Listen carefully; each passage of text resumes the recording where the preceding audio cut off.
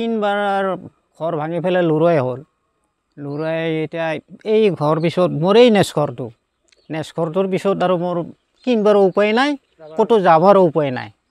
মই কি কৰিম ইতিমধ্যে মোৰ যেতিয়া মা বাবা হাত আছিল তাতে পুৰণীয়া বস্তি আছিল ৰমৰমীয়া বস্তি আছিল বাঁহৰ পৰা নাৰিকলৰ পৰা বেলেগ মানুহে খুজি খাইছিল কাঁঠালৰ পৰা আদি কৰি তামোলৰ পৰা সব বস্তুই আছিল আমাৰ নদীত সব যা গ'ল এটা ভাঙিলে এটা নদীৰ বুকুতে আছোঁ যেহেতু ইমান ক্ষতি হ'ল কায়োতো একো ব্যৱস্থা নাই এতিয়া ঘৰ ভাঙি পেলাই আমি ক'ত যাওঁ ক'ত নাযাওঁ সেনেকুৱা হৈছে আমাৰতো ঘৰ মাটি ক'তো একো হেৰি নাই ক'তো নায়ে কিনিব হেৰি কৰিব লগাও নাই ক'তো মাটিও নাই আমাৰ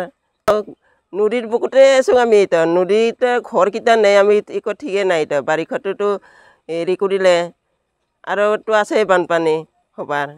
এতিয়া আৰু এই গোটাই আহি পালেতো নদীতে গেলে ঘৰ এটাতো ক'ত যাম এতিয়া ভাবি তত পা নাইতো আৰু চুলি ফুলি লৈ পেলাই আচলতে ক'বলৈ ভাষাই নাই একেবাৰে আমাৰ 20-30টা বছৰে এই তামোলপুৰ জিলাৰ বৰবালিচিহা মাছগাড়ী অঞ্চলত বৰলীয়া নদীয়ে এনেকুৱা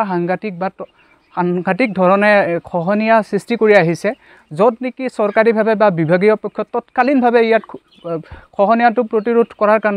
কাৰণে ব্যৱস্থা লোৱাটো আটাইতকৈ প্ৰয়োজন আছিলে কিন্তু আজিৰ তাৰিখত চৰকাৰৰ প্ৰতিপক্ষৰ পৰা বা জনপ্ৰতিনিধিয়ে কোনো ধৰণৰ ব্যৱস্থা লোৱা আমি ইয়াত দেখা নাই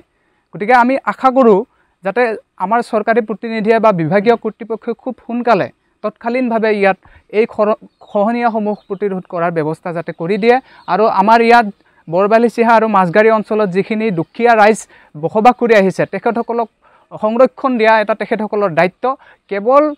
ইলেকশ্যনৰ সময়ত তেখেতসকলে আহিলে নহ'ব ইলেকশ্যনৰ সময়ত ডাঙৰ লেকচাৰ দিলে নহ'ব আৰু প্ৰমোদ বড়ো ডাঙৰীয়া ইলেকশ্যনৰ সময়ত ছুইজাৰলেণ্ড বলাম বুলি তেখেতসকলে এটা ডাঙৰকৈ ৰাজনৈতিক বক্তব্য দি ফুৰিছিল আজিৰ তাৰিখত প্ৰমোদ বড়ো ডাঙৰীয়াই গৃহ সমষ্টিৰ পৰা 5 কিলোমিটাৰ দূৰত এটা অঞ্চল বৰবালিচিহা আৰু মাছগাড়ী এটা অঞ্চল য'ত নেকি আজিৰ তাৰিখত এনেকুৱা এটা অৱস্থা হৈ আছে গতিকে আমি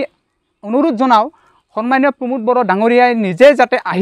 ইয়াত আহি যাতে দৰ্শন কৰি আমাৰ এই দুখীয়া ৰাইজৰ খা খবৰ লোৱাৰ লগতে এই আমাৰ খহনীয়াটো ধুনীয়াকৈ সুন্দৰভাৱে দৰ্শন কৰে আৰু দৰ্শন কৰি বৈজ্ঞানিকভাৱে যি ব্যৱস্থা সেই ব্যৱস্থা যাতে তৎকালীনভাৱে ব্যৱস্থা কৰে আমি এইখিনি ৰাইজৰ ফালৰ পৰা অনুৰোধ জনাইছোঁ